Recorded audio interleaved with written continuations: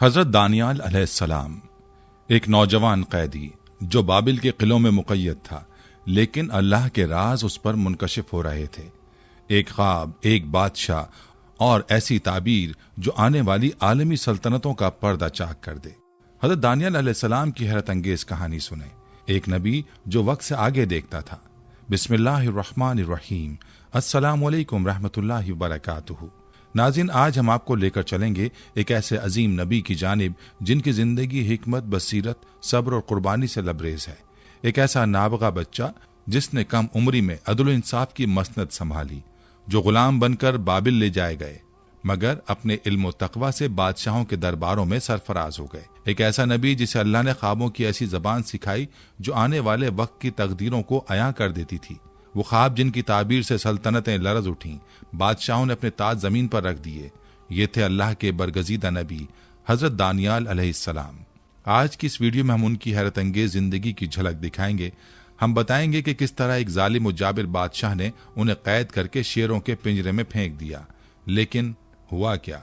शेरों ने हमला नहीं किया, बल्कि रब के हुक्म से वो मुअद्दब होकर एक गोशे में बैठ गए और मौजा देखी कि शीरी दानियाल अलैहिस्सलाम के कदमों में बैठकर दूध पिलाने लगे, जैसे फर्मा बरदार मखलूक अपने आका की खिदमत कर रही हो।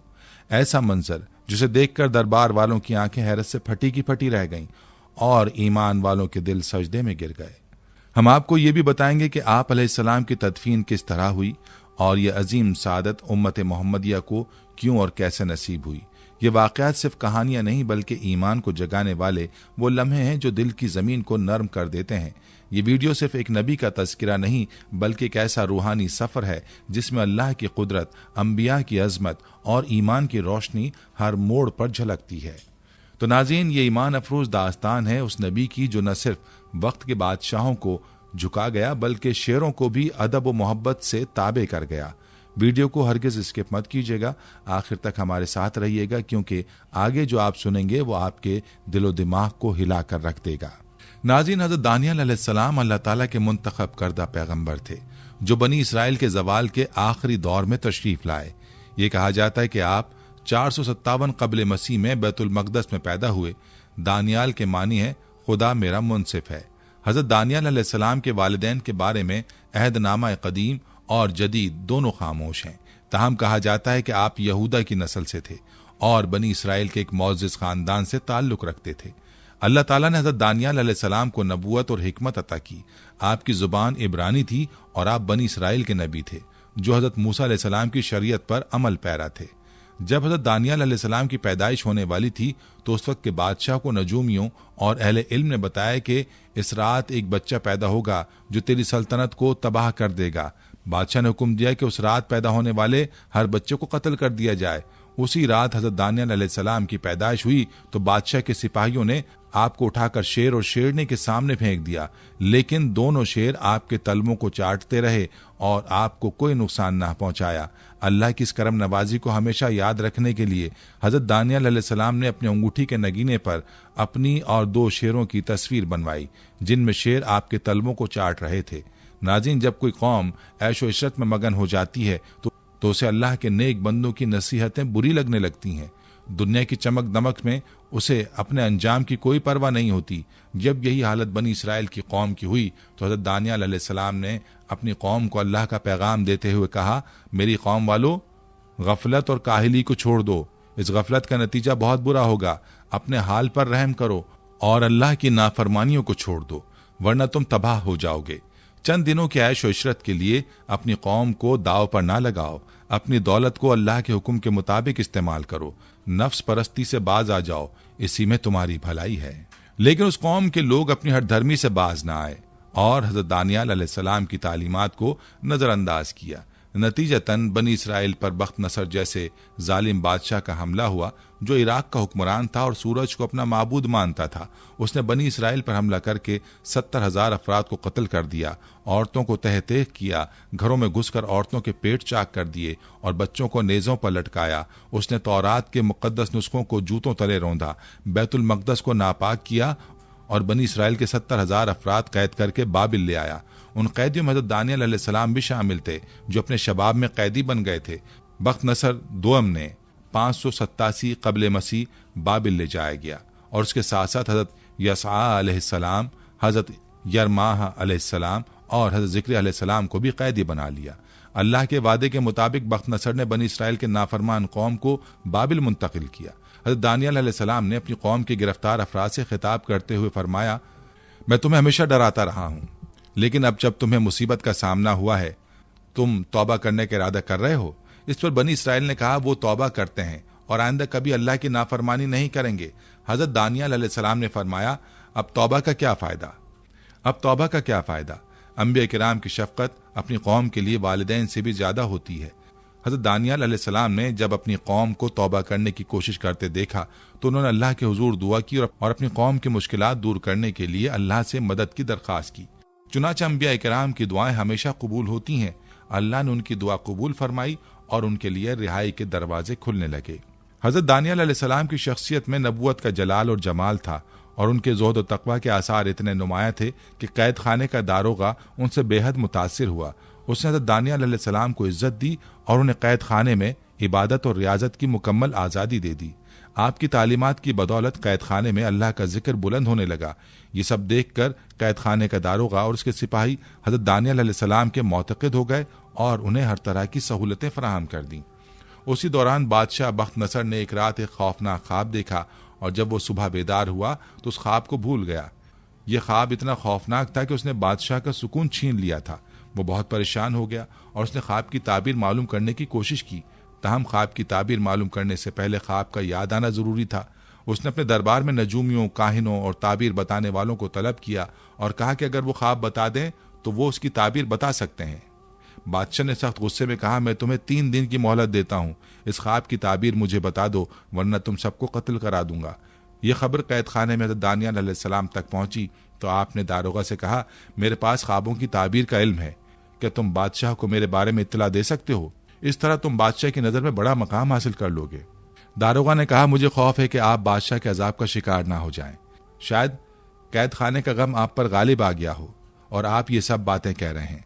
हज़रत दानियल अलैहिस्सलाम ने फरमाया, मेरा रब मुझे हर ज़रूरी इल्म देता है और मुझे इस बारे में आगाह भी करेगा।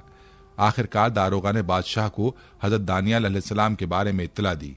बादशाह ने आपको बुला लिया और दारोगा ने हज़रत दानियल अलैहिस्सलाम को न सिर्फ रिहा किया बल्कि अच्छा लिबास पहनने का हुक्म दिया और बादशाह के दरबार में जाने की इजाज़त दे दी। हज़रत दानियल अलैहिस्सलाम बादशाह के दरबार में पहुंचे। दरबार में उमरा, नजूमी और काहिन वगैरह सब मौजूद थे और उन्हें खुशी हुई कि ख्वाब की ताबीर बताने वाला आ गया, वरना उन सब की जानें खतरे में पड़ जाती। हज़रत दानियल अलैहिस्सलाम ने अपने मजहब के मुताबिक बादशाह को सलाम किया। बादशाह ने बड़ी इज्जत और एहतराम के साथ हज़रत दानियल अलैहिस्सलाम को अपने करीब बिठाया और तमाम दरबारियों को रुख्सत कर दिया ताकि वो अकेले हज़रत दानियल अलैहिस्सलाम से अपने ख्वाब की ताबीर पूछ सकें। अब दरबार में सिर्फ बादशाह, दारोगा और हज़रत दानियल अलैहिस्सलाम थे। दरबार का कानून था कि बादशाह के सामने आने वाले शख्स को सजदा करना होता था, लेकिन हज़रत दानियल अलैहिस्सलाम वहां पहुंचकर खड़े हो गए और सजदा ना किया। ये देखकर बादशाह ने बाकी दरबारियों को दरबार से बाहर भेज दिया और दानियल से पूछा, तुमने सजदा क्यों नहीं किया? हज़रत दानियल अलैहिस्सलाम ने हिकमत से जवाब दिया, मेरे रब ने मुझे ताबीर का इल्म दिया है, लेकिन इस शर्त पे कि मैं किसी और को सजदा ना करूं। मुझे खौफ है कि अगर मैं तुझे सजदा करूंगा तो अल्लाह मुझसे ये इल्म वापस ले लेगा और फिर मैं बेइल्म हो जाऊंगा और तुम मुझसे कुछ हासिल नहीं कर सकोगे, फिर मुझे कत्ल भी करवा दोगे। बादशाह ने कहा, मेरे दिल में आपसे ज्यादा काबिल एहतराम शख्स कोई नहीं, क्योंकि आपने अपने रब से किया हुआ वादा पूरा किया है। फिर बादशाह ने दानियल अलैहिस्सलाम से पूछा, क्या तुम मेरे ख्वाब की ताबीर जानते हो? हज़रत दानियल अलैहिस्सलाम ने फरमाया, हाँ मैं जानता हूँ। फिर दानियल अलैहिस्सलाम ने बादशाह को उसका ख्वाब सुनाया और उसकी ताबीर बताई। हज़रत दानियल अलैहिस्सलाम ने फरमाया, तुमने ख्वाब में देखा कि आसमान और ज़मीन के दरमियान एक बहुत बड़ा बुत था जिसका सर सोने का था, सीना चांदी का था, पेट पीतल का था, रानें तांबे की, पिंडलियां लोहे की और पांव मिट्टी के थे। हर धात की अपनी अलग चमक थी और सोना सबसे कीमती था। फिर तुमने देखा कि आसमान से एक पत्थर आया और उस बुत को रेजा रेजा कर दिया। तमाम धातें आपस में मिल गईं और बुत का वजूद खत्म हो गया। फिर वो पत्थर फैलने लगा और सारी फजा में फैल गया। बादशाह ने कहा, मैं कसम खाकर कहता हूं कि मेरा ख्वाब यही था। हज़रत दानियल अलैहिस्सलाम ने ख्वाब की ताबीर बताते हुए फरमाया, ये मुख्तलिफ धातें दुनिया की मुख्तलिफ कौमें हैं। सोने से मुराद तुम्हारी इराकी कौम है जो सबसे ज्यादा मुतमद्दिन है। चांदी से मुराद तुम्हारे बाद आने वाली कौम है जो तुम्हारी कौम से कम तरक्की याफ्ता होगी। पीतल से मुराद चीनी और जापानी कौमें हैं और तांबे से मुराद हबशी कौम है। मिट्टी से मुराद कमजोर कौमें हैं जिन्हें कमजोर समझा जाएगा। फिर तुमने देखा कि एक पत्थर आया और उस बुत को चकनाचूर कर दिया। यह पत्थर खातिमुन नबीयीन सल्लल्लाहु अलैहि वसल्लम का दीन है जिसने तमाम कौमों को एक कर दिया और सब में मसावत कायम कर दी। बादशाह ने हज़रत दानियल अलैहिस्सलाम के हाथ चूमे और कहा, मैंने दुनिया में आज तक इतना बड़ा दानिशमंद नहीं देखा। फिर बादशाह ने हुक्म दिया कि हज़रत दानियल अलैहिस्सलाम की राय के बगैर सल्तनत का कोई काम ना होगा। हज़रत दानियल अलैहिस्सलाम ने अमलन खुद बादशाह की मदद की और अपनी कौम को रिहाई दिलवाई। नाज़रीन, ये एक हकीकत है कि जो लोग अल्लाह के अहकाम पर अमल पैरा होते हैं और नबी अलैहिस्सलाम की हिदायत को अपनाते हुए अपनी ज़िंदगी को गुजारने की कोशिश करते हैं, वो दुनिया में सुकून और सकीना की ज़िंदगी पाते हैं। उनकी ज़िंदगी में अमन, खुशी और बरकतें होती हैं। लेकिन जो लोग अल्लाह की हिदायत और नबी अकरम सल्लल्लाहु अलैहि वसल्लम की तालीमात से मुंह मोड़कर शैतान के पीछे चलते हैं, उनके मुकद्दर में जिल्लत, रुसवाई और तबाही लिखी जाती है। ऐसी कौमों पर अल्लाह ताला जालिम हुक्मरान मुसल्लत कर देता है जो उनके हुकूक का इस्तेसाल करती हैं और उनकी जिंदगी को एक कर्बनाक अजाब बना देती हैं। उनकी सरजमीनों में फसाद और तंगी का सामना होता है और वो अपनी गफलत की वजह से खुद अपनी तबाही का सबब बनते हैं। आज हम बात कर रहे हैं हज़रत दानियल अलैहिस्सलाम की। हज़रत दानियल अलैहिस्सलाम बनी इसराइल के एक मौजिज़, इज्जतदार और अमीर खानदान से ताल्लुक रखते थे। आपकी सलाहियतों और इल्मी जलालत को देखकर बादशाह बख्त नसर ने आपको दरबार में अहम मुकाम दिया।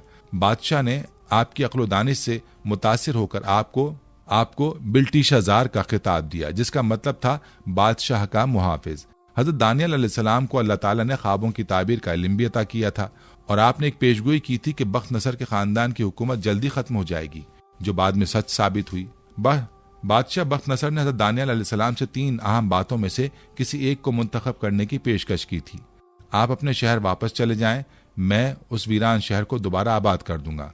मैं आपके लिए अमन का परवाना जारी कर देता हूं ताकि आप मेरे मुल्क में जहां चाहें अमन से रहें। 3, या फिर आप मेरे साथ रहें और दरबार में अहम मकाम हासिल करें। हज़रत दानियल अलैहिस्सलाम ने इन पेशकशों का हिकमत से जवाब दिया। आपने फरमाया, पहली बात यह कि अल्लाह ताला ने मेरी कौम और उसकी सरजमीन के लिए तबाही और बर्बादी लिख दी है और जब तक अल्लाह का हुक्म ना आए ये जमीन आबाद नहीं हो सकती। दूसरी बात का जवाब यह था कि मैं अल्लाह की अमान में हूँ और मेरे लिए मुनासिब नहीं कि मैं अल्लाह के तहफ़्फ़ुज़ में रहते हुए किसी और की पनाह में आऊँ। तीसरी बात का जवाब यह था कि इस वक्त मेरे लिए यही ज्यादा मुनासिब है कि मैं बादशाह के साथ रहूं जब तक अल्लाह का हुक्म ना आ जाए। हज़रत दानियल अलैहिस्सलाम सच्चे मोमिन और अल्लाह के फर्माबरदार थे। बाबिल में क़याम के दौरान आपने कभी भी गैर हलाल खुराक नहीं खाई और हमेशा सादा और पाकीज़ा ग़िज़ा पर गुजर बसर की। अल्लाह ताला ने उस सादा ग़िज़ा में बरकत डाल दी और आप बाबुली लोगों से ज्यादा सेहतमंद और खुश शक्ल नजर आते थे। बादशाह इतना मुतासिर हुआ कि उसने हज़रत दानियल अलैहिस्सलाम को देवता की मानंद इज्जत देने लगा और उनके लिए कुर्बानी की भेंट चढ़ाई जाने लगी। चंद साल बाद 410 कबल मसीह में बादशाह बख्त नसर को एक इंतहाई परेशान कुन ख्वाब आना शुरू हुआ जो उसे मुसलसल डरा रहा था। इस पर बादशाह ने हज़रत दानियल अलैहिस्सलाम को तलब किया और ख्वाब की ताबीर पूछी। हज़रत दानियल अलैहिस्सलाम ने फरमाया कि तुम 7 साल तक पागल रहोगे और जानवरों की तरह जिंदगी गुजारोगे, मगर तुम्हारी हुक्मरानी बरकरार रहेगी। लेकिन जब तुम अल्लाह के हुक्म को तस्लीम कर लोगे तो तुम वापस अपने मकाम पर आ जाओगे। हज़रत दानियल अलैहिस्सलाम ने बख्त नसर को नसीहत की कि वो अल्लाह के गरीब बंदों पर अपने खजानों का रुख खोल दे और उनकी भूख और गुर्बत को दूर करे, शायद अल्लाह ताला उस पर रहम करे। बख्त नसर ने इस नसीहत पर अमल किया और बनी इसराइल की मदद की, यहाँ तक कि कोई भी बनी इसराइली भूखा ना रहा। 1 साल तक अल्लाह ताला ने अपना वादा मौखर रखा, लेकिन जब बादशाह ने गरीबों की मदद करना बंद कर दी, अल्लाह ताला ने उस पर अजाब भेजा और वो जानवरों की तरह जिंदगी गुजारने लगा। उसकी हालत इस कदर बदतर हो गई कि वो जानवरों की तरह हरकत करने लगा और उनके साथ रहने लगा। 7 साल तक हज़रत दानियल अलैहिस्सलाम की पेशगोई के मुताबिक बख्त नसर जानवरों की तरह जिंदगी गुजारने के बाद अल्लाह के हुक्म से ठीक हो गया और उसकी सल्तनत को दोबारा इस्तेहकाम हासिल हुआ। बाद अज़ां 397 कबल मसीह में बख्त नसर का इंतकाल हो गया और उसका बेटा एवल बादशाह बन गया, जो 23 साल तक बाबिल पर हुक्मरान रहा। 374 कबल मसीह में एवल का बेटा बालशजार बादशाह बना। उसके बाद तारीख में उसकी हुक्मरानी का दौर आया। ये एक अहद का खात्मा और हज़रत दानियल अलैहिस्सलाम की तकदीर का एक नया बाब था, जिसमें अल्लाह ताला के इल्म, हिकमत और रहम का अमल नजर आता है। बालशजार ने जब अपने बादशाह बनने के जश्न में अपने दरबार के मुकद्दस बर्तनों को इस्तेमाल करते हुए शराब पी, जिन्हें बख्त नसर बैतुल मक़दस से लूट कर लाया था, तो ये अमल अल्लाह की बेहुरमती और नाफरमानी के मुतरादिफ था। यह हरकत न सिर्फ बादशाह की तकदीर की अलामत थी, बल्कि अल्लाह की तरफ से उसकी और बाबिल की तबाही की घड़ी आ चुकी थी। हजरत दानियल अलैहिस्सलाम ने इस मौके पर बालशाज़ार को एक शदीद तंबीह की और बताया कि तुम्हारे इक़्तिदार का वक्त खत्म हो चुका है और अल्लाह ने तुम्हारी और तुम्हारी सल्तनत की तबाही का फैसला कर लिया है। अल्लाह ताला ने अपने पैगंबर हजरत दानियल अलैहिस्सलाम को उस वक्त का इल्म दे दिया था और उसी दौरान महल की दीवारों पर किसी ने एक गैर मानूस जबान ने कुछ लिखा, जिसे पढ़ने के लिए बालशाज़ार ने हजरत दानियल अलैहिस्सलाम को तलब किया। हजरत दानियल अलैहिस्सलाम ने उस इबारत मैंने तेकल युफारसिन का तर्जुमा किया और उसका मफहूम कुछ यूं बताया गया, गिनती गिनती तोल तकसीम। हजरत दानियल अलैहिस्सलाम ने बेखौफ होकर उस वक्त के बादशाह के सामने फरमाया कि तुम्हारे इक़्तिदार के दिन गिने जा चुके हैं, तुम्हारा तोल खुदाबंद ने कर लिया है और वो तुम्हारी सल्तनत को मेदिया और फारस में तकसीम कर देगा। इस पेशगोई के फौरन बाद उसी रात बालशाज़ार को उसके अपने मुहाफिजों ने कत्ल कर दिया और उसका इक़्तिदार खत्म हो गया। चंद महीनों बाद दारा ने बाबिल पर हमला किया और बाबिल की ईंट से ईंट बजा दी। बाबिल के निज़ाम को संभालने के लिए दारा ने 120 अफराद पर मुश्तमिल एक काबीना तश्कील दी, जिसमें 3 अफराद को अहम जिम्मेदारियां सौंपी गईं और उन 3 अफराद में हज़रत दानियल अलैहिस्सलाम भी शामिल थे। बादशाह दारा ने हज़रत दानियल अलैहिस्सलाम की हिकमत और फहम फिरासत को बहुत सराहा और उनके मशवरों को बहुत अहमियत दी। बाज लोगों का ख्याल था कि दारा शायद हज़रत दानियल अलैहिस्सलाम को अपने वजीर आजम के तौर पर तैनात करेगा। एक दिन बादशाह दारा ने अपने बेटे दरबारी अहले इल्म और मुशीरों को अपने दरबार में तलब किया और कहा, ये बड़े समझदार आदमी हैं, इनकी वजह से मेरी परेशानी दूर हुई है, इनका एहतराम करो, इनसे अच्छी बातें सीखो और अगर तुम्हारे पास हम दोनों की तरफ से अलग अलग पैगामात आए तो इनकी जरूरत को मेरी जरूरत पर तरजीह देना। इस तरह से दानियल अलैहिस्सलाम को सल्तनत के उमूर में एक बुलंद मकाम हासिल हो गया, लेकिन ये बात बाबिल के कुछ मौजिज़ीन के लिए काबिल बर्दाश्त न थी और उन्होंने हज़रत दानियल अलैहिस्सलाम से हसद करना शुरू कर दिया। वो अपने चालाक तरीकों से हज़रत दानियल अलैहिस्सलाम के मकाम को बादशाह की नज़र में कम करने की कोशिश करने लगे। दूसरे दरबारियों ने हज़रत दानियल अलैहिस्सलाम के खिलाफ एक साजिश तैयार की। उन्होंने बादशाह को ये बताया कि बाबिल में बहुत सारे लोग उससे वफादार नहीं हैं और उसके इक़्तिदार को बचाने के लिए ये जरूरी है कि रियाया से वफादारी का इम्तहान लिया जाए। चुनाचे बादशाह दारा ने एक हुक्म जारी किया, जिसके मुताबिक तमाम लोगों को 30 दिन तक बादशाह दारा को सजदा करना होगा और उसे अपना मालिक तस्लीम करना होगा। जो इस हुक्म को नहीं मानेगा उसे शेरों की कछार में डाला जाएगा, जहां उसे शेर चीर फाड़ कर देंगे। हज़रत दानियल अलैहिस्सलाम ने इस हुक्म को मुस्तरद करते हुए अपने घर की बालाई मंजिल पर जाकर बैतुल मक़दस की जानिब रुख किया और अल्लाह के सामने सजदा किया। वो रोजाना 3 बार अल्लाह की इबादत करते थे। इस पर मुखालिफ साजिशियों ने बादशाह दारा को हज़रत दानियल अलैहिस्सलाम की इबादत के बारे में आगाह किया। बादशाह ने यकीन करने के बजाय हज़रत दानियल अलैहिस्सलाम को तलब किया और उन्हें सजदा करने का हुक्म दिया। हज़रत दानियल अलैहिस्सलाम ने इनकार कर दिया, क्योंकि वो अल्लाह के सच्चे रसूल और मौहिद थे। बादशाह दारा ने गुस्से में आकर हज़रत दानियल अलैहिस्सलाम को शेरों के खाने के लिए शेरों की कछार में डाल दिया और कहा, उस खुदावंद से मदद मांग जिसके सामने तू सजदा करता है। सुबह के वक्त दारा खुद शेरों की कछार के पास गया और हज़रत दानियल अलैहिस्सलाम को आवाज दी। हज़रत दानियल अलैहिस्सलाम ने अल्लाह की तस्बीह की और बताया कि अल्लाह ताला के एक फरिश्ते ने शेरों के मुंह बंद कर दिए थे और वो मुझे जर्रा बराबर नुकसान नहीं पहुंचा सके। दारा हज़रत दानियल अलैहिस्सलाम को लेकर अपने दरबार में वापस आया और उसने तमाम दरबारियों और उनके खानदानों को शेरों की कछार में डाल दिया, जिन्होंने हज़रत दानियल अलैहिस्सलाम से बुग़्ज़ रखा हुआ था। एक और मशहूर वाक़या है कि बाबिल के एक त्यौहार के दौरान अहले बाबिल ने अपने झूठे माबूद को सजदा किया और हज़रत दानियल अलैहिस्सलाम और उनके साथियों से भी सजदा करने की दरख्वास्त की, लेकिन हज़रत दानियल और उनके साथियों ने इनकार कर दिया। इस पर कौम ने एक अजीम आग भड़काई और हज़रत दानियल अलैहिस्सलाम और उनके साथियों को उस आग में डाल दिया। ईमान वाले लोग उस आग में रात गुजारकर सुबह को जिंदा निकल आए। बख्त नसर ने अपनी बालकोनी से आग में 5 अफराद को देखा, लेकिन उसने उनमें से 5वें शख्स के बारे में सवाल किया। कौम ने जवाब दिया, हमने 4 लोगों को आग में डाला था, 5वें का हमें इल्म नहीं था। बादशाह ने हज़रत दानियल अलैहिस्सलाम को बुलाया और पूछा कि 5वां शख्स कौन है। हज़रत दानियल अलैहिस्सलाम ने जवाब दिया, वो अल्लाह का फरिश्ता है जिसे अल्लाह ने भेजा है ताकि इस आग को सर्द कर दे, कि हमें इसकी तपिश का कोई नुकसान ना हो। नाज़रीन, एक रिवायत के मुताबिक वहां के मजूसियों ने हज़रत दानियल अलैहिस्सलाम और आपके साथियों के खिलाफ हसद की आग में जलते हुए बादशाह के पास शिकायत लेकर पहुंचने की कोशिश की कि ये लोग ना तुम्हारे माबूद की इबादत करते हैं और ना ही तुम्हारे मुल्क में ज़बीहा किए गए गोश्त खाते हैं। इस पर बादशाह ने हुक्म दिया कि इन 6 मोमिनों को एक कुएं में डाल दिया जाए और उस कुएं में एक भूखा शेर भी डाला जाए ताकि वो उन मोमिनों को खा जाए। शाम को जब काफर वापस लौटे और कुएं के करीब पहुंचे तो उन्होंने देखा कि शेर उन मोमिनों के सामने बैठा हुआ था और उनकी कलाइयां बिछाकर बीच में दराज हो गया और उन मोमिनों को किसी भी किस्म का नुकसान नहीं पहुंचाया।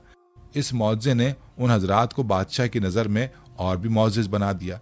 लेकिन मजूसियों ने दोबारा बादशाह के सामने शिकायत की तो बादशाह ने हज़रत दानियल अलैहिस्सलाम और आपके साथियों को एक मर्तबा फिर कुएं में डालने का हुक्म दिया। इस बार 2 खूनी शेरों को साथ डाल दिया। 5 दिन तक आप अलैहिस्सलाम और आपके साथियों को उन शेरों के साथ कुएं में कैद कर दिया गया। जब 5 दिन बाद कुएं को खोला गया तो अंदर का मंजर देखकर बादशाह और उसके दरबारी हैरत ज़दा रह गए। हज़रत दानियल अलैहिस्सलाम नमाज में मशगूल थे और दोनों शेर कुएं के एक कोने में दराज थे और उन्होंने हज़रत दानियल अलैहिस्सलाम को कोई नुकसान नहीं पहुंचाया। उस कैद में हज़रत दानियल अलैहिस्सलाम ने अल्लाह के सामने ये दुआ की थी, ऐ मेरे माबूद, हमारी कौम को शर्मिंदगी और ऐब वाली बातों के सबब तूने हम पर बख्त नसर जैसे शख्स को मुसल्लत किया जो तुझे नहीं जानता। नाज़रीन, एक और दिलचस्प बात यह भी है कि बचपन में शेरों ने हज़रत दानियल अलैहिस्सलाम को कोई नुकसान नहीं पहुंचाया था और जब बड़े होने के बाद काफिरों ने आपको दोबारा शेरों के आगे डाल दिया तो वहां भी शेर आपके कदमों को चाटने लगे और आपके सामने दुम हिलाते रहे। इस कैद में अल्लाह के हुक्म से एक फरिश्ता हज़रत दानियल अलैहिस्सलाम के लिए खाना लेकर आया। बाज रिवायात में ये भी जिक्र है कि हज़रत आर्मिया अलैहिस्सलाम आपके लिए खाना लेकर आए थे। हज़रत आर्मिया अलैहिस्सलाम भी नबी थे और ये नबी अंबिया किराम में शामिल हैं जिन्हें अल्लाह ताला ने हज़रत मूसा अलैहिस्सलाम और हज़रत ईसा अलैहिस्सलाम के दरमियान भेजा। हज़रत मूसा अलैहिस्सलाम के बाद हज़रत ईसा अलैहिस्सलाम के ज़माने तक अल्लाह ताला की तरफ से मुतवातिर रसूल आते रहे और उनकी शरीयत एक ही थी। उन रसूलों में हज़रत यूशे बिन नून, हज़रत अशमुवेल, हज़रत दाऊद, हज़रत सुलेमान, हज़रत अरमिया, हज़रत हस्कील, हज़रत इलियास, हज़रत यूनुस, हज़रत ज़िक्रिया और हज़रत याहया अलैहिस्सलाम शामिल थे। ये तमाम हजरात हज़रत मूसा अलैहिस्सलाम की शरीयत के मुताबिक हुक्म देते थे, यहाँ तक कि अल्लाह ताला ने हज़रत ईसा अलैहिस्सलाम को मबूस किया और वो नई शरीयत लेकर तशरीफ लाए। नाज़रीन, बख्त नसर दोम के दौर में बाबिल में एक और वाक़या भी पेश आया जिसका जिक्र बनी इसराइल की किताबों में मौजूद है। बख्त नसर दोम ने अपना एक बुत तामीर कराया जिसका नाम टेज़ेट था और उस बुत को बैतुल मक़दस के बड़े पुरोहित का तमगा पहनाया गया। उस तमगे की वजह से बुत से आवाज आने लगी और वो कहने लगा, मैं ही तुम्हारा आका हूँ, मैं तुम्हारा खुदाबंद हूँ। इस फितने का शोर सुनकर हज़रत दानियल अलैहिस्सलाम बुत के पास गए। उन्होंने फरमाया, मैं कायनात के खालिक का एक अदना बंदा हूँ। मैं तुझे हुक्म देता हूँ कि जो भी तमगा या ताकत है वो बुत के अंदर से बाहर आकर मेरी नजरों में आए। हज़रत दानियल अलैहिस्सलाम की एक ललकार पर बुत का तमगा बाहर आकर गिर गया और खुद बुत भी मिस्मार हो गया। बाद के अयाम में एक और अहम वाक़या पेश आया जिसमें हज़रत दानियल अलैहिस्सलाम ने बादशाह दारा से दरख्वास्त की कि आप अपने वतन वापस जाना चाहते हैं। बादशाह दारा ने यह दरख्वास्त कबूल की और बनी इसराइल को वापस बैतुल मक़दस जाने की इजाज़त दे दी। वतन वापस पहुंचने पर एक बड़ी मजलिस कायम की गई जिसमें हज़रत यर्मिया, हज़रत दानियल अलैहिस्सलाम, हज़रत हस्कील, हज़रत ज़िक्रिया और दीगर अंबिया शामिल थे। उन हजरात ने सबसे पहले बनी इसराइल को बाबिल की ज़बान को तर्क करके मूसा अलैहिस्सलाम की ज़बान इख्तियार करने की हिदायत दी। साथ ही बनी इसराइल से मुशरिकाना रसूम और बिदात का खात्मा करने की कोशिश की और शरीयत मूसवी को दोबारा जिंदा करने के अहकाम खुदाबंदी पहुंचाए। हज़रत दानियल अलैहिस्सलाम का मज़ार ईरान के सूबे खोजिस्तान के शहर शोश्तर तस्तर में है। आपकी तदफीन हज़रत उमर फारूक रज़ियल्लाहु अन्हु के दौर में हुई। एक हदीस में नबी करीम सल्लल्लाहु अलैहि वसल्लम ने फरमाया, हज़रत दानियल अलैहिस्सलाम ने अल्लाह से दुआ की थी कि मुझे मोहम्मद सल्लल्लाहु अलैहि वसल्लम की उम्मत दफन करे। अबू मूसा अशअरी रज़ियल्लाहु ताला अन्हु फरमाते हैं कि जब मैंने शहर तस्तर या शोश्तर को फतह किया तो वहां हज़रत दानियल अलैहिस्सलाम का ताबूत पाया और मैंने देखा कि आपका जिस्म बिल्कुल सही और सालिम था। आपकी रगें अभी तक तरोताज़ा थीं और आपके जिस्म में खून गर्दिश कर रहा था। इस वाक़े की तफसील इब्न कसीर ने अपनी मशहूर किताब अल बदाया व निहाया में बयान की है। आपने लिखा कि हज़रत खालिद बिन दीनार तमीमी ने अबू अल आलिया से रिवायत किया है कि जब हमने शहर तस्तर फतह किया तो हमने एक कब्र के करीब देखा जिस पर एक ताबूत रखा था और उस ताबूत के पास एक मुसहफ रखा था। हमने उस मुसहफ को हज़रत उमर बिन खत्ताब रज़ियल्लाहु अन्हु की खिदमत में भेजा और आपने काब बिन जैद को बुलाया ताकि वो उस मुसहफ को इब्रानी से अरबी में तर्जुमा करके हमें दे दे। फिर सबसे पहले हमने उसे पढ़ा और ये कुरान की मानिंद था जिसमें हमारे तमाम मामलात हमारे कलाम यानी कुरान के लहजे और आने वाले हालात व वाक़यात का जिक्र था। खालिद बिन दीनार तमीमी ने अबू अल आलिया से पूछा, इस मसहफ में क्या था? तो अबू अल आलिया ने जवाब दिया, इसमें तुम्हारे तमाम हालात और आइंदा पेश आने वाले वाक़यात का जिक्र था। जब खालिद ने पूछा कि उनका क्या किया गया, तो अबू अल आलिया ने कहा, हमने दिन के वक्त 13 कब्रें खोदी और रात के वक्त उनकी तदफीन की, ताकि उनकी कब्र को पोशीदा रखा जा सके, ताकि लोग उसकी कब्र तलाश ना कर पाएं। फिर खालिद बिन दीनार ने पूछा, उनसे क्या तवक्को थी? तो अबू आलिया ने जवाब दिया, अगर आसमान से बारिश रुक जाती तो वो उनकी चारपाई को बाहर ले आते और बारिशें बरसने लगती। खालिद ने पूछा, वो कौन थे? अबू अल आलिया ने जवाब दिया, उनको दानियाल कहा जाता है। जब खालिद ने पूछा कि वो कब फौत हुए, तो अबू अल आलिया ने कहा, मेरे अंदाजे के मुताबिक वो तकरीबन 300 साल पहले फौत हुए थे। खालिद ने फिर सवाल किया, क्या उनके जिस्म में कोई तब्दीली आई थी? अबू अल आलिया ने कहा, सिर्फ उनकी गुद्दी पर कुछ बाल तब्दील हो गए थे, क्योंकि जमीन अंबिया किराम के जिस्मों को नहीं खाती और उनके जिस्म बोसीदा नहीं होते और ना ही दरिंदे उनको खाते हैं। नाज़रीन, अबू मूसा अशअरी ने इस ताबूत के साथ एक मटका भी पाया जिसमें चर्बी, दरहम और एक अंगूठी थी। अबू मूसा अशअरी ने रशिया के बारे में एक तफसीली खत अमीरुल मोमिनीन हज़रत उमर बिन खत्ताब रज़ी अल्लाहु अन्हु को लिखा और आपने जवाब में फरमाया कि चर्बी और मुसहफ को हमारी तरफ भेज दो और अपने इलाके के लोगों को हुक्म दो कि वो इस चर्बी के साथ सेहतियाबी तलब करें।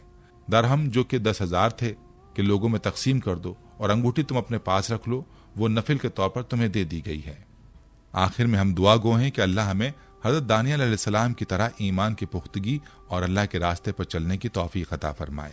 हम उम्मीद करते हैं कि आपको हमारी आज की ये वीडियो ज़रूर पसंद आई होगी। अगर आपको हमारी आज की ये वीडियो पसंद आई है तो आपसे गुजारिश करते हैं कि आप हमारे चैनल को ज़रूर सब्सक्राइब कर लें और साथ ही लगे बेल के बटन को भी प्रेस कर लें, ताकि आपके पास हमारी आने वाली मज़ीद मालूमाती वीडियोस का नोटिफिकेशन बर वक्त मिलता रहे।